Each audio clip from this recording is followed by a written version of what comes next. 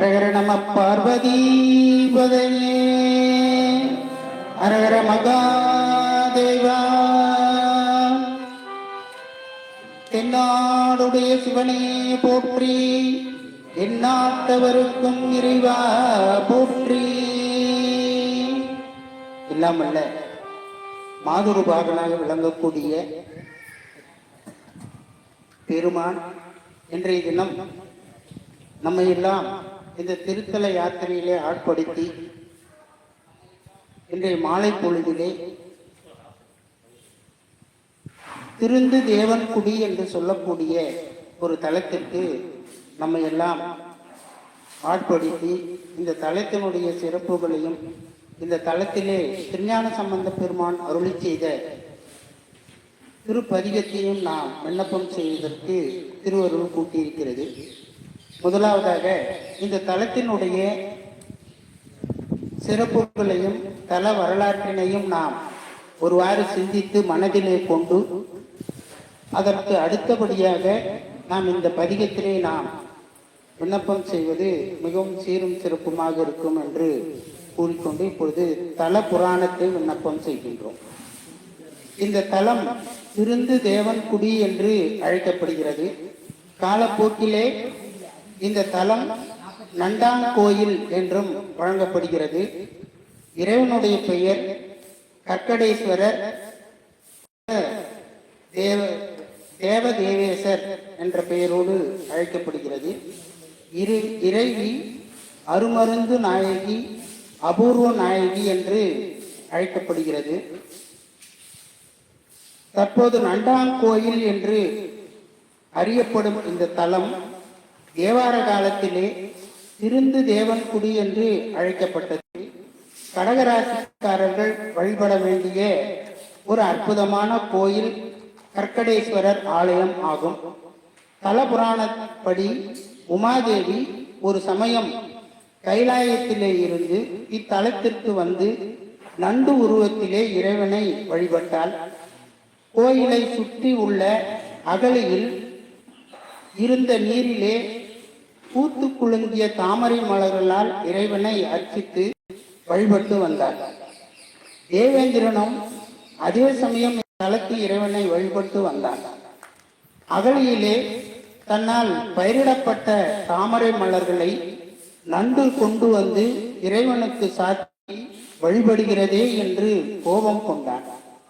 நண்டு உருவத்திலே இறைவனை வழிபடுவது பார்வதி தேவியே என்று அறியாத இந்திரன் லிங்கத்தின் மீதே தாமரை மலர்களை சாத்த முயன்ற நண்டை கத்தியால் வெட்ட முயன்றார். முதல் வெட்டு தாடையிலே விழுந்தது. அடுத்த வெட்டு சிவபெருமானுடைய நெற்றியிலே விழுந்தது. நண்டு உருவில் இருந்த உமாதேவியை காப்பாற்ற நினைத்த சிவபெருமான் சிவலிங்க திருமேனியின் உச்சியிலே ஒரு துவாரத்தை ஏற்படுத்தி நண்டு உருவில் இருந்த சக்தியை தன்னுடன் ஐக்கியப்படுத்தி கொண்டார். உண்மையை உணர்ந்த இந்திரன் தன் தவறுக்கு வருந்தி திருந்தினார். எனவே இந்த கோயிலுக்கு திருந்து தேவன்குடி என்று பெயர் வந்ததாக தல புராணம் கூறுகிறது. நண்டு சிவனை வழிபடும் சிற்பம் ஒன்று கோவிலில் உள்ள ஒரு கற்தூணிலே செதுக்கப்பட்டுள்ளது. இத்தலத்திற்கு வேறு ஒரு வரலாறும் கூறப்படுகிறது. முன்னொரு காலத்திலே துர்வாச முனிவர் கடும் தவம் செய்து கொண்டிருந்தார். அந்த இடத்திலே வந்த கந்தர்வன் ஒருவன் துர்வாசர் சிவபூஜை செய்து கொண்டிருந்ததை பரிகாசம் செய்தார். துர்வாசர் கோபம் கொண்டு சிவபூஜையை பரிகாசித்த நீ நன்றாக கடவாய் என்று சாபமிட்டார். கந்தர்வன் பயம் கொண்டு துர்வாசரிடம் சாப விமோசனம் கேட்டான். அதற்கு துர்வாசர் அவனை பூலோகத்திலே திருந்து தேவன்குடி என்கின்ற தலத்திலே அகழியிலே பூக்கும் தாமரை மலர் கொண்டு சிவனை பூஜை செய்து வந்தால் விமோசனம் கிடைக்கும் என்று கூறினார். நண்டு வடிவில் இருந்த கந்தர்வனும் அவரே சிவபூஜை செய்து வந்தான். தேவேந்திரனும் அதே சமயம் இந்த தலத்து இறைவனை வழிபட்டு வந்தான். அவையில் தன்னால் பயிரிடப்பட்ட தாமரை மலர்களை நண்டு கொண்டு வந்து இறைவனுக்கு சாத்தி வழிபடுகிறதே என்று கோபம் கொண்டார். நண்டை கொல்ல முயன்றான். நண்டை காப்பாற்ற நினைத்த சிவபெருமான் லிங்க திருமேனியின் உச்சியிலே ஒரு துவாரத்தை ஏற்படுத்த நண்டு உருவில் கந்தரவன் அதனுள் புகுந்து சாப விமோச்சனம் பெற்றான் என்று சொல்லப்படுகிறது. கற்கடேஸ்வரர் லிங்க திருமேனியில் இன்றும் வெட்டு தழும்புகள் இருக்கின்றன. சிவலிங்கத்தின் உச்சியில் ஒரு துவாரம் உள்ளது. ஆடி அமாவாசையும் பூர நட்சத்திரமும் கூடிய நேரத்திலே 21 குடம் காராம் பசு இரவில் சிவலிங்கத்தை அபிஷேகித்தால் நண்டு வெளிப்பட்டு காட்சி கொடுக்கும் என்று வசிஷ்ட மகாத்மியம் கூறுகிறது. டாக்டர் உவே சாமிநாத ஐயர் ஒரு நிறை பசுவின் பால் 10 தலம் அபிஷேகம் செய்தால் லிங்கத்தின் உச்சியிலே ஒரு பொன்னிற நண்டு ஊர்தல் தரிசனம் ஆகும் என்று சொல்லப்படுகிறது. இந்த கோயிலினுடைய அமைப்பு, கோயில் 4 புறமும் நெல் வாயில்கள் சூழ்ந்து அமைந்துள்ளது. அருகில் ஊர் எதுவும் இல்லை. கோயில் மதிச்சுவரை சுற்றி கிழக்கு திசை தவிர மற்ற 3 புறமும் நீர் நிறைந்த அழகி உள்ளது. திரு விசயநல்லூரில் இருந்து கற்கடேஸ்வரர் கோயில் வரை செல்ல நல்ல சாலை வசதி உள்ளது. முதலில் செங்கல்லால் கட்டப்பட்டு பிறகு கற்கோவிலாக திருப்பணி செய்யப்பட்ட இக்கோயில் கிழக்கு நோக்கி அமைந்துள்ளது. முதல் கட்டமாக ஒரு நுழைவாயிலும் 2வது கட்டம் ஒரு கோபுர வாயிலும் கொண்டு இக்கோயில் விளங்குகிறது. முதல் வாயில் வழியாக உள்ளே நுழைந்தவுடன் விநாயகர், பலிபீடம் மற்றும் நந்தி ஆகியவற்றை காணலாம். முன் மண்டபத்தில் தெற்கு நோக்கியே அருமருந்த நாயகி, அபூர்வ நாயகி ஆகிய 2 அம்மன் சன்னதிகள் தெற்கு நோக்கி அமைந்துள்ளன. அம்பாள் அருமருந்த நாயகிக்கு அபிஷேகம் செய்து தரப்படும் தீர்த்தத்தை உட்கொண்டால் வியாதிகள் தீர்க்கின்றன என்று நம்பப்படுகிறது. கோவிலில் இருந்து அபிஷேக தீர்த்தம் விலைக்கு விற்கப்படுகிறது. 2ஆம் கட்ட கோபுர வாயில் வழியாக உள்ளே நுழைந்தவுடன் கருவறையில் இறைவன் கற்கடேஸ்வரர் கிழக்கு நோக்கி காணப்படுகிறார்.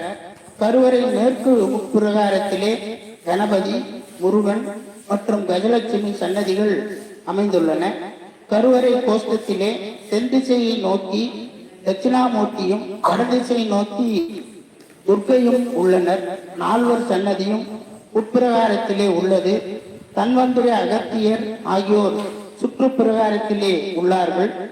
சந்திரனால் ஏற்படும் தோஷங்கள் நீங்க வழிபட வேண்டிய தலம் திருந்து தேவன்குடி தலமாகும். அநேகமாக எல்லா சிவாலயங்களிலும் சந்திரனுக்கு தனி சன்னதி இருக்கும்.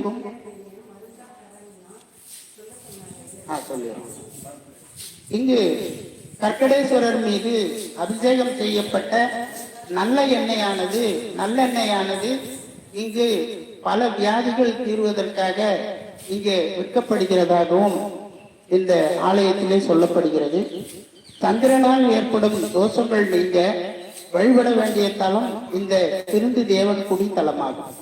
அநேகமாக எல்லா சிவாலயங்களிலும் சந்திரனுக்கு தனி சன்னதி இருக்கும். சந்திரன் நின்ற நிலையில் காணப்படுவார்.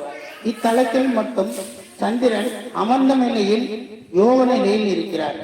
எல்லா வகையான யோகங்களும் கிடைக்க வழிபட வேண்டிய தோஷ பரிகார சந்திரன் இவர்.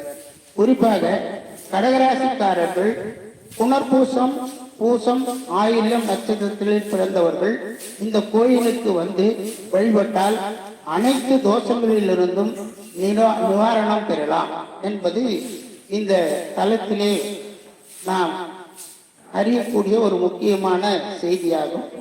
இந்த தலத்திலே சம்பந்தர் மிக அற்புதமான ஒரு பதிகத்தை பாடியிருக்கிறார். இந்த பதிகம் 3ஆம் திருமுறையிலே நமக்கு கிடைத்திருக்கிறது. இந்த பதிகத்தினை இப்பொழுது நாம் விண்ணப்பம் செய்வோமாக.